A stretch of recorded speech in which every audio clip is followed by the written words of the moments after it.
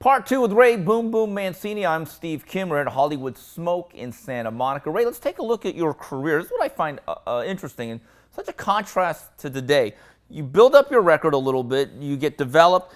In your 21st pro fight, you took on Alexis Arguello, the great Alexis Arguello. Number one, was there any hesitation from your management? And number two, were you in awe of the fact that this guy was 67-5 by the time you faced him? Well, let's take a step back. No, not at all, but I'll explain that. When my first title, I was 18-0 when I fought Jorge Kid Dynamite Morales for the NABF title. Nobody would fight the kid. So they were doing, CBS starting a lightweight title, boxing tournament to fight for the title, to fight Arguello for the title. And I was ranked number 10 in the world. He was number 6. Nobody wanted to fight the kid. He was a good puncher, big puncher. So we'll take that fight because I don't think anybody's going to be stronger than me. I don't think anybody can out-punch me, And I saw tape on him. So yeah, I like that fight. And we took it, and I stopped him in the 9th round, and very fortunate. But there was the next fight. That's the key. When I was 19-0, and I fought Jose Luis Ramirez, that was the fight, I think, that put me over the top. Why I felt I was ready for Arguello and wanted Arguello. Jose Luis Ramirez had 70-something fights up at that point. And he only lost 2. Yeah. One of them was to Alexis Arguello. In a non-title fight, he had fought Alexis 6 months previous to us fighting down in Miami. And I saw that he dropped Alexis twice and lost a split decision in Miami. Well, Alexis losing to Miami, it don't happen. So he actually beat Alexis. And I saw that fight. And so after we beat Ramirez, that was the fight. They wouldn't even take a bet in Vegas on it. Wouldn't even put it on the board because I was 19-0. He had 50-something wins, almost 60 wins, 2 losses, and they didn't even put it on the board. And I shut him out in all 12 rounds. That was a fight that I think really was one of my best efforts, even though I didn't knock him out, because I knew if I went toe-to-toe, not that I couldn't beat him, but a more difficult fight for me. Mm-hmm. Southpaws are hard enough to fight. You got to press the guys. So I came in, pressed him, but then I backed off and boxed him. In and out. I was in and out on him. So I showed I wasn't trying to show anything, but I was just, the easiest way to beat him was to give him in and out different looks. And I shut him out in 12 rounds. That was one of my best performances. After that fight, we knew that the Arguello fight was there for us. I said, absolutely, I want to fight. I felt we were hitting the rights, we were in hitting stride. I beat the number 6 contender, beat the number 3 contender. Now they offered me a title. Where am I going to go? Where you go? You want to be the best, you want to fight the best. To be the best, you got to beat the best. Arguello was the best. And I felt at that time I was very confident in what I can do, and especially my last 2 past performances. I felt very confident we're catching Alexis at the right time because I saw him fight Jim Watt. Mm-hmm. And Alexis didn't look like a real world beater in that fight. He beat Watt, but he didn't look real sharp. And we thought we were catching him at the right time. Mm-hmm. And that's why we took it. Now, everybody thought we were crazy. Everyone, in fact, after fight, they all come out of woodwork. I was too soon, this and that. Dave Wolf made a mistake. And I'm thinking to myself, right after that, Alexis fought 2 guys, Roberto Elizondo and Baba Bushimi. He whacked Elizondo out in 3 rounds. Bushimi he stops in 6 rounds. I went 14, and I was winning after 12. If it's a 12-round fight, I win the title. And they say I was too soon for me. What about these other guys who got blown out? Ray, with that said, what separated Arguello from you that night, the last 2-3 rounds? What was it? Experience. Experience took over. Alexis, I'll tell you what, I made Alexis miss 1,000 right hands. I was timing his right hand perfect. We slip it underneath, bang him with double hooks to the body and head. I made him miss 1,000. It only takes one. And, and Alexis is one of the guys. I said, one thing I talk about Alexis, people know Alexis gets, in his last couple of rounds, the championship rounds, usually comes on. And we knew that. So that's why I was early taking a lot of, I thought I was trying to take a lot out of him early in the fight. But Alexis is one of these guys, he sets traps early in the fight. And he goes back later in the fight to see if them traps caught. And he set the traps, and then he hit me with that right hand at the end of 12, dropped me, put me on one knee. I got up, but the bell rang. I was hurt. Went back to my corner, and they said, Ray, just move.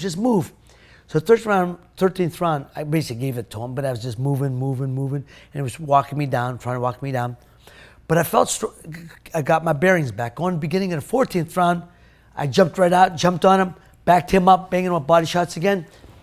But again, he was strict enough to set that trap and caught me with a left hook. Hit me with an uppercut to the body, another left hook, and then he hit me with right hand and dropped me.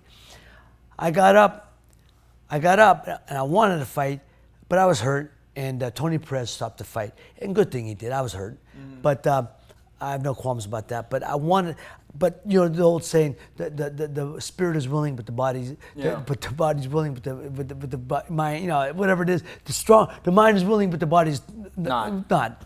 And that was basically, I just was hurt, and but that fight. After that fight, I said, I know I'll be world champion now. Because all the experience I gained from Alexis during the fight, I knew I had what it took. Right, 3 fights later, you beat Arturo Frias in a classic, an absolute one-round classic. Is that one of those fights, and there's not a lot of seconds, that you could literally relive every second of that fight? I remember pretty well. I mean, going into the fight, I felt very confident. It was a great training camp. I felt very strong. In the dressing room, this is my night. Art was a strong guy, come forth, threw a lot of punches and bunches, but he wasn't going to be stronger than me. And he wasn't going to throw more punches than me. That was my take on it. And so, and I felt that, you know, we could box a little bit if we had to, and then, you know, in and out. Went out there, we were feeling each other out for about maybe 10 seconds, and then we started throwing punches. And he caught me with a left hook on the chin, and he backed me up. He wasn't a real big puncher, but he caught me with a heck of a hook, and it staggered me, and it backed me on the ropes, and he came in. And people said, what were you thinking at that point? I said, I was just thinking of surviving the round. That's all I wanted to do, was survive the round, because then next round, go back, start over. But my trainer always taught me, when you get staggered and you get hurt, one of two things you're going to do. Either you're going to cover up or you're going to fire back. I chose to fire back. And he always used to tell me, Griff used to tell me, either you're moving forward or you're backing up. I came forward. And that's when we were toe-to-toe. And that's why when I hurt, even though he hurt me, we were on the ropes, banging toe-to-toe. I spun him. And then I put his back on the rope. And we just kept throwing punches and people going crazy. And, you know, once you're in the middle of it, you don't think. You just throwing punches back. And we just kept doing it. It was a great exchange. And we just kept throwing punches at each other, catching each other. And then I hit him, you know, after an exchange, I caught him with a good hook, and I said, I staggered him. Oh, so I throw, you know, a couple more hooks, and I hit him on the chin and catch it and drop him. When he went down, I was like a shark smelling blood. I just, no matter how tired or hurt you are, you get that surge. And when he got up, man, I wasn't gonna let him go. So I jumped on him, and then just kept throwing punches and bunches, and Richard Green come in and stopped it. Ray, that was part of your ascent when you were literally one of the top 3 or 4 most popular boxers in the world. You're on CBS. I remember watching you as a kid in Valencia, California, not to make you feel old. Bob Arum told me a story about 1.5 years, 2 years ago, which I thought was interesting. You were so big. Bob said that he was going to actually, I had it set up, I believe in Italy. It was going to be the chairman and the champ. Weren't you going to do a fight in Italy? Your co-headliner was going to be Old Blue Eyes, Frank Sinatra. Right. Actually, it was South Africa. Okay. It was South Africa. It was Joburg, South Africa. Sun City. Saul Kersner and Bob were good friends. Bring us there. It was chairman and champs. I was fighting Kenny Bang Bang Bogner, and Roberto Duran. Debbie Moore was defending his title against Roberto Duran. May 25th, 1983. I'm in Joburg. I go down to I train in Johannesburg. I'm down there 3 weeks training, and in the 3rd week, freak accident. Doctor said it was 1,000,000 to 1. 1,000,000 to 1 shot. I'm the one. My sparring partner, Teddy Hatfield from Tennessee, who was a descendant of the Hatfields. True story. Yeah. Teddy Hatfield. He threw right in, and he caught me right here. Didn't even hit me on the collarbone. I go back. I go to throw a punch. I went down like I was shot. The pain was excruciating. Broke my collarbone. Oof. I got hit 1,000,000 times before that, and I hit 1,000,000 times after that. Never happened again. For whatever reason, it happened. You know, God's plan, it did happen, and we didn't fight. And the fight got called off. And I couldn't go on. I had to cancel. And so they offered to bring Marvin Hagler in to fight somebody, and they asked Mr. Sinatra if he was willing to go through it. And I'm very honest, he said, if the kid ain't doing it, I ain't doing it. If the chairman of the board speaks, the chairman of the board speaks. Ray, obviously, November 13, 1982 at Caesar's Palace, the fight with Duk Koo Kim, everyone knows what happened and the tragic circumstances. In the last decade or so, I've seen television shows, documentaries that you've done, your book. the Kim family, you've met them. The fact that you've decided to talk about it more and be more open, and the fact that they've been welcoming, has it made it easier for you to deal with that specter? Well, see, Steve, I always dealt with it. I was at peace with it. I had put it to rest. Trust me. The reason it kept getting resurrected again, because I was approached by another network who's going to do a 25th anniversary. I said, well, I'm not interested in talking. And they said, well, no, we're going to do it. We'd like to have talked to you, but we're doing it anyway. I said, oh, well, in that case, yeah, okay, no problem. Because I felt people should hear it from me. They were doing it with or without me, you know what I'm saying? Yeah. And it was a major network, so I said, well, let me get the story right. And I think I was very proud of how it came out. And that was the 25th anniversary of it. And that's the only first time I had spoken about it. I never spoke about it. What I found interesting is in one of those documentaries, Bob Arum for years would not release footage late in that fight. But you specifically said, Bob, they're going to do this the right way. Let it happen. Out of respect to me, he didn't. I always appreciate it. I love Bob for that. And I called Bob and asked him if he would release it because he said, Ray, he said, you don't know, is that a good thing? I said, Bob, people keep hearing about it. They keep hearing about it. They got to see it to understand what kind of fight it was. It wasn't me just running over a guy. It was a guy. It was a toe-to-toe action. It was a close fight. It was a brutal fight that it just happened in the moment of an exchange. And I said, Bob, if you do that, it would help.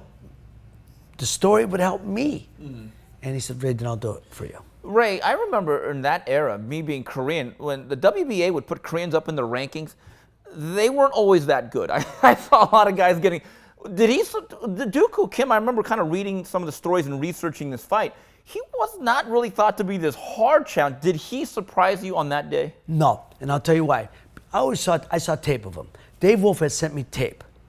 And he said, this is our, guy we're talking about. He said, what do you think?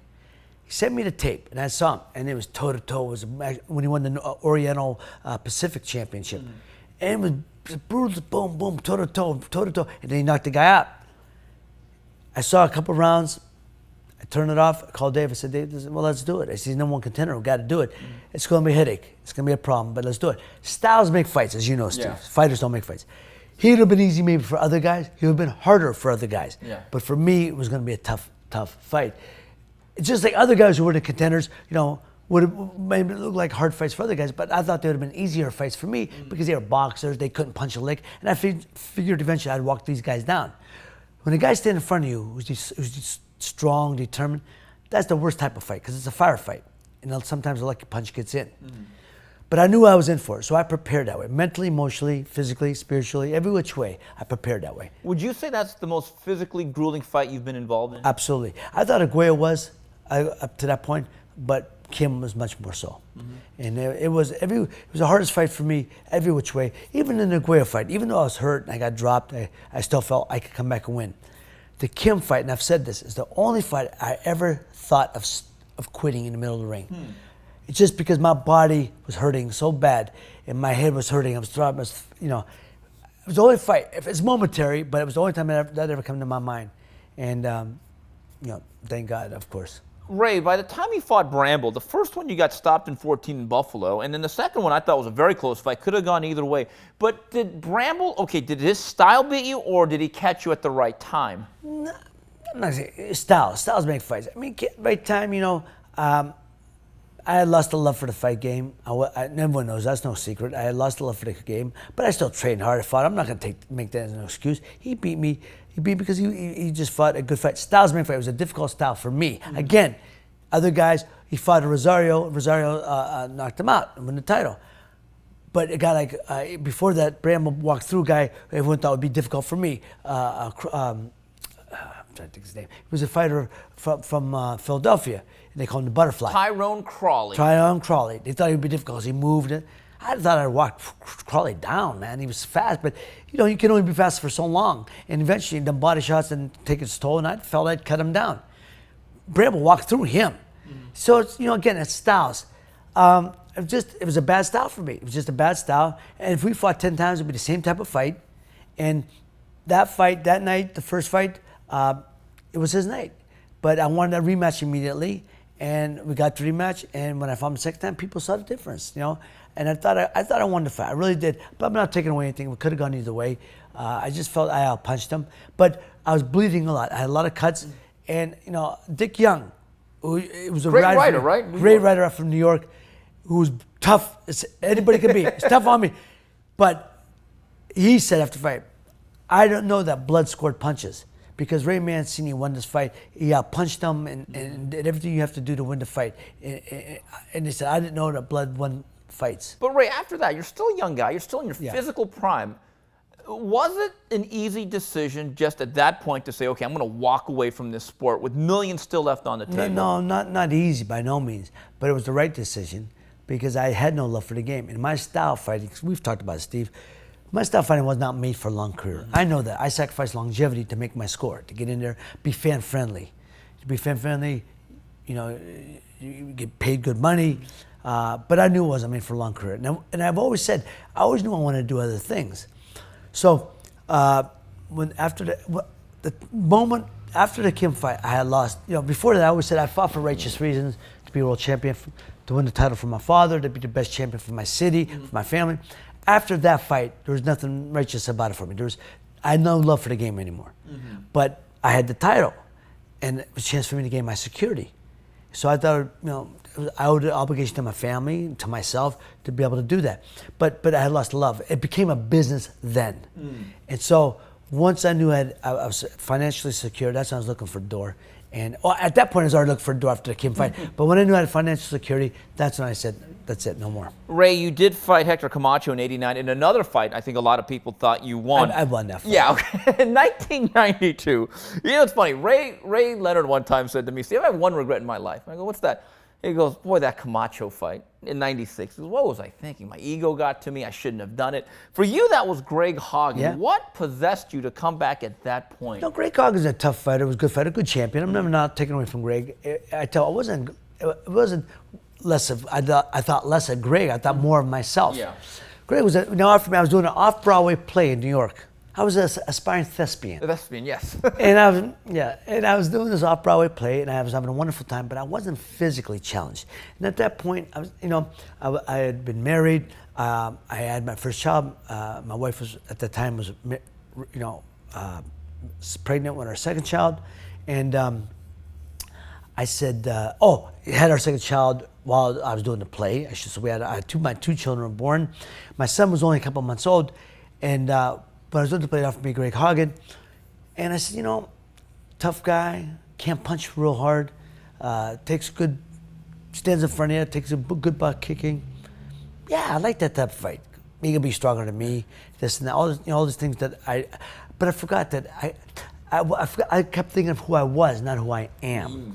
And I was in good shape and kept working out and stuff. So I said, yeah, I like that type of fight. Yeah, I'll do it. Because even though I was acting and I was enjoying acting, it wasn't a physical challenge. And I needed the physical challenge at that point. So I accepted the offer and went to training camp a couple weeks after Christmas, in January. Here's the thing. When I was in training camp, I had a great training camp. It's a great training camp, but we know it's a dress rehearsal. You get up and do row work, and I'd take a nap from 10 to 2, get up, get myself ready, go to gym at 4. At 3 o'clock, a song came on. Remember Eric Clapton, Tears in Heaven? Yes. About his son? That song would come on every day. What a downer. And I'd be getting ready and bawling my eyes out, crying my eyes out. Really? Because I felt so guilty about leaving my wife and my children at that time. And going to the gym. And I'm saying, I couldn't control it. And I knew I wasn't, I said, this ain't good, man. I know I wasn't, but I just felt, well, because I was missing my babies. I didn't realize that my whole mindset was different. I mean, I used to go in the ring saying, either you're getting cured, I'm getting cured. One of us is getting cured out of here.